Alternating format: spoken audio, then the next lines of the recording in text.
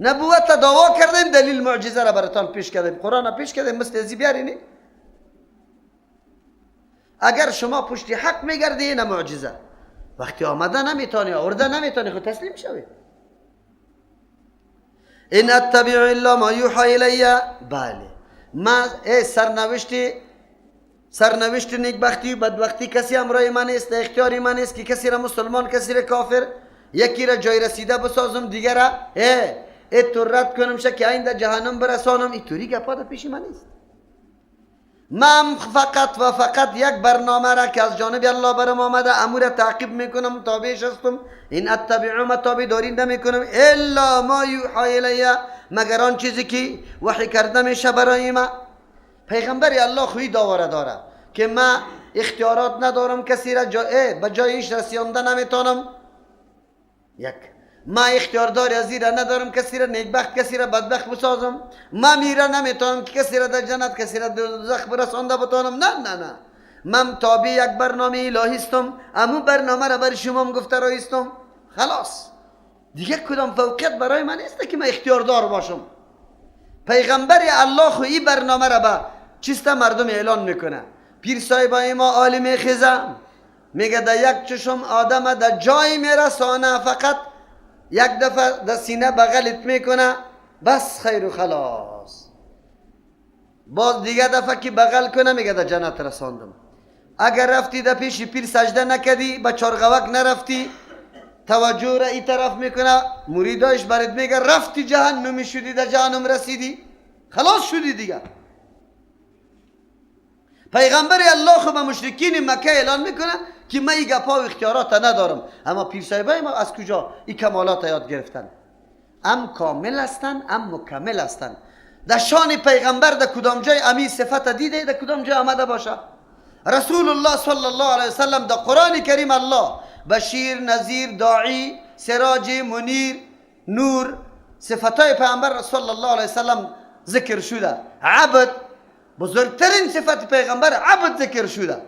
در یک جای ذکر شده که ما روان کردیم پیغمبر کامل و مکمل، خودشان پوره، دیگه کسا هم پوره میکنه. کدام جای صفت پیغمبر دیده کامل و مکمل؟ کسایی که رای غلط دینه گرفته شما ببینید در شجرهای پیرایشان نوشته است کامل و مکمل. یکی در کل صفتای پیغمبر ببینه اگر نوشته باشه قطب الاقطاب، غوث الاعظم، بگویه فخری فلانی ایجی لقلقاب نمیبینه. لیکن کسی که رای غلط در پیش میگیره در صفت پیرای خود نوشته میکنه قطب الاقطاب است. هر قدر قطبایش که هستی قطبش است، این کلانش است. پیغمبر اداره کرده نمیتونست، اداره کرده. حتی خودش در جنگ موجود است، صحابه خود نجات داده نمیتونه از شهادت. 70 نفر شهید میشه. روی مبارکی خدا زخم میشه دفع نمیتونه. پیغمبر است. اما امروز به یک نظر شما را این در عرش میرسانه. یک نظر. جنگا خود چی چیز است که یک دفعه اگر یک توجه کرد یک سیدیست در اونجا بیان میکنه، میگه فلانی پیر بود، جنگ شروع شده بود، هر چی که میزد مسلمان ها کامیاب نمیشد. به این پیر صاحب کسی گفت که اونجا مسلمان ها جنگ داره، طرف قرطبه اینه هیچ کامیاب نمیشه. گفت پیر صاحب که می نظر همینطور دور داد، یک دفعه گفت هو زده. اونجا دیدیم که مکمل گفتم کفار رو به گریز شدن به یک پوفی خود از دیگه مملکت تا اینجا را. ولی ما ببینیم که مرتبه پیغمبر خیلی بالاست یا مرتبه پیر صاحب. پیغمبر به دست مبارک خود شمشیرم گرفته رویسته، زده رویسته، زخم از روی خود دفع کرده نمیتونه.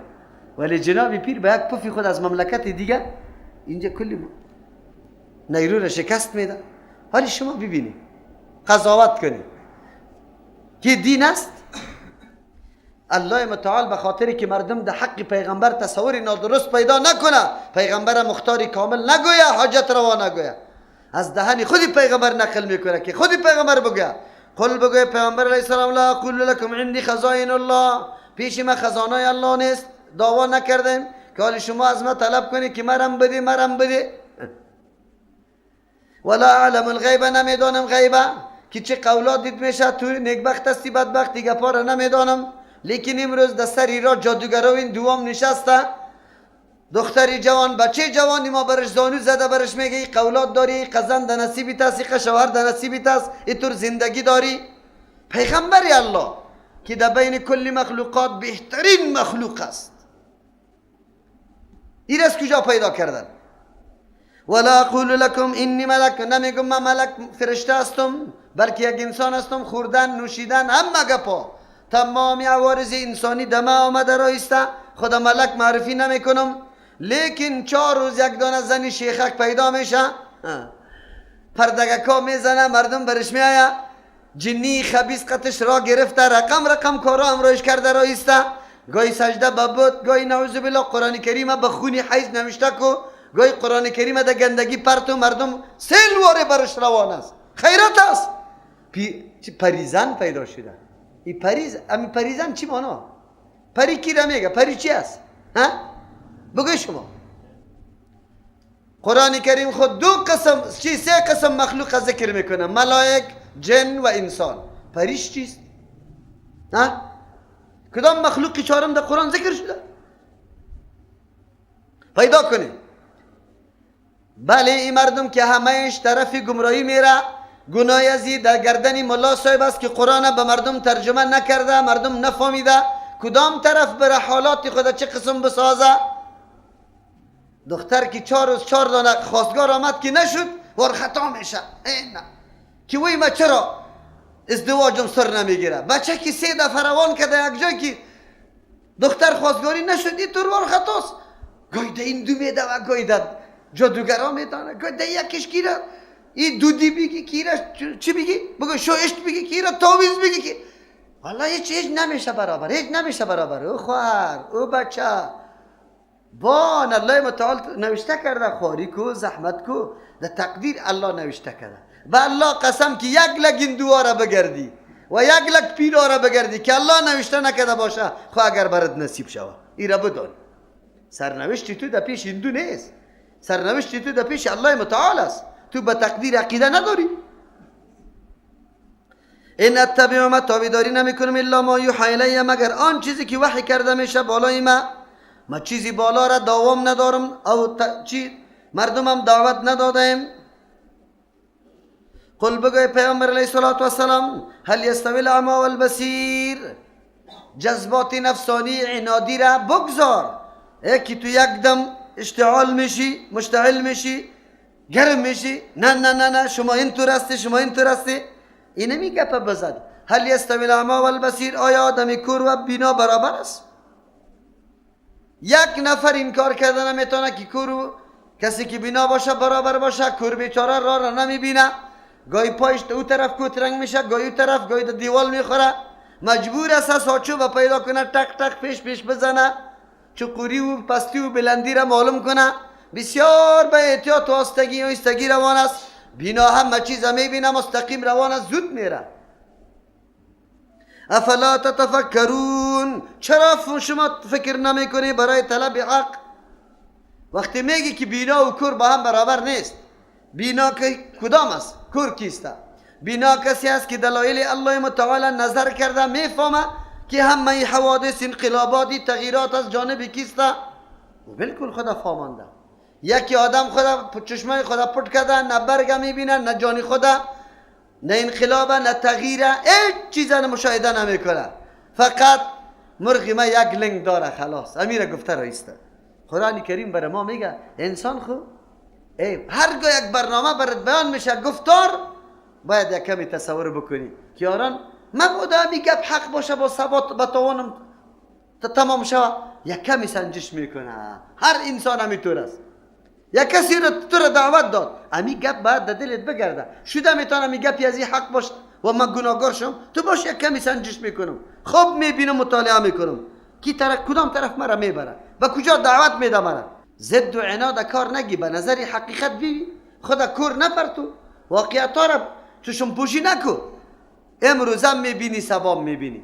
کدام طایفه واقعا پابند دین است، کدام طایفه یقینا دلش سر دین درد میکنه، کدام طایفه است که عملا به مردم نشان میده که بله من دیندار هستم. به حوازه و به خیالات خو نمیشه. حالا 8 رکعت تراویح نیست، 20 رکعت است، 8 رکعت نیست، 20 رکعت است، تمام روز چی فریادت بر آمده. خو جناب تو 20 رکعت ختمم قطش کردی 6 سپاره رو خواندی در 1 ساعت، اما 8 رکعت خواندیم 1 سپاره رو خواندیم در 2 ساعت. ولی تو خو یک دفعه الله چشم برات داده. او جناب محترم که مردم تو را گپ میزنه تبلیغ میکنه، خو خلاص یک دفعه در او تراویح شریک شد، این تراویح شریک شد، در 8 رکعتیم شریک شد، 20 رکعتیم شریک شد. بعد از او یک کمی به نظر انصاف از روی عدالت یک فیصله بکنی، طور نمیشه که زد تو را فرا گرفته خلاص میدوی. یک کمی خو فکر بکن. کور خو نیستی، بینا خو هستی. کور و بینا، یک آدمی کور اگر بگویه صحیح است، اما تو خو بیناستی، از بینایی کار بگی. وای و انذر به الذین یخافون ان یحشروا الی ربهم. بله، بیم برای کسانی داده میشه که یقینا قلب جستجو کننده داره، قلب پذیرا داره. همیشه ما گفتیم که تنها وسایل که تو برای تربیت دیگرها، تعلیم دیگرها آماده کرده ای کفایت نمیکنه. صحیح است، تو بسیار معلم دلسوز هستی، تو رو درس طوری خلاصه کرده ای که زودی کرده در ذهن شاگردت بشینه، بلکه نه تنها که درس نظریاتی میدی، بلکه درس چی را میدی؟ عملی هم برش میدی. لیکن شرط اینجا است که شاگردم یک کمی پذیرا باشه و این درس به حقانیت درس، به اهمیت درس قائل باشه. اگر نباشه تو انواعی خوری بکنی، شاگرد جور نمیشه. الله متعال پیغمبر خدا میگه و انذر به الذین، بیم بده توسط این قرآن کریم. اگر یا با چشم بصیرت نظر نمی کند، فکر نمی کند، بگذار دیگه بحثا را قطع از یا این مردمای لجوج عنادی زدی را که هیچ گاه در تلاش حق جویی نیست، بلکه همیشه از راه زد کار گرفته. وقتی تا قطع از یا ضایع نکن، وقتی تو قیمتی است قطعی تور مردم ضایع نکن. برو سراغ دیگرها کدام مردم؟ و انذر به الذین، بیم بده توسط قرآن کریم الذین، او مردم ها را یخافون که می ترسن، لااقل قدر خوف داره که آخرت آمده نیست، حساب کتاب شده نیست، از ما سوال میشه. اینمی قدر گپ که در قلب مردم موجود باشه، حال سخن تو سری از ما تاثیر میکنه. اما یک کسی که میگه از سر میگه نه پس زنده شدن نیست، حساب کتاب کی کشیده دیگه. اینطور مردم ها را قطعا وقت از سرش ضایع نکن. معلوم شد که مردمی که تو دعوت میدی دو قسم است. یکی او مردم های معاند است، ضدی است، که تو دلیل میگی و نعوذ بالله چیست روی خود دیگه طرف میگردانه، حتی اعتنا نمیکنه برای تو که سخن تو را بشنوه. وقتی تسری تو مردم ضایع نکنی. چرا؟ وقت قیمتی است. پیغمبر علیه السلام هر لحظه عمرش آنقدر قیمت داشت که پرسان نکن. باز قطعی کفار معاند و لجوج تمام روز بحث بکنه؟ نه. از همون خاطر مردما آرمان در گوری خود شاید هم ببره، امی چیغ میزنه، در هر ارگان میره. ما دعوت دادیم به فلانی مناظره را، حاضر نشدن. ما مناظره نمیکنیم، مناظره با کسی میکنیم که واقعا بعد از حقیقت دلیل که معلوم شوه برش دلیل رای حق بپذیره. قطعی طور مردم آدم مناظره کنه که الله اقل 4 ساعت 5 ساعت 2 ساعت 1 ساعت بحثید، یک چیزی نتیجه خود داشته باشه. و کسی که میگه از اول بر ما میگه که آسمان از زمین بگردانی، زمین آسمان، ما از نظری خود نمیگردم. چی بحث داریم؟ قطعش هیچ نداریم. کارهای خدا بکنه، ما کارهای خدا میکنیم، خلاص. هر چیزی که میکنه ما مانع نیستیم. الله متعال پیغمبر خدا هم میطور میگه این کفار معاندین که هیچگاه با گپی تو اعتنام نمیکنه، با بادی مسخره میگیره گپی تو، نعوذ بالله در دلش عمیق قدر اراده حق جویی و حق طلبی نیست، بلکه همیشه تلاش داره چی گپ در مقابل گپی تو بسازه. بگذار یاره. خو لیکن بیم بده کی را؟ الذین، مردمایی را یخافونه که میترسن، لااقل در قلبش یک نوع تشویش خو پیدا شده که والا یک روز میرویم در قبر. ایحشروا، که میترسن که جمع کرده شوند، الی ربهم، به سوی پروردگارشان در روز قیامت.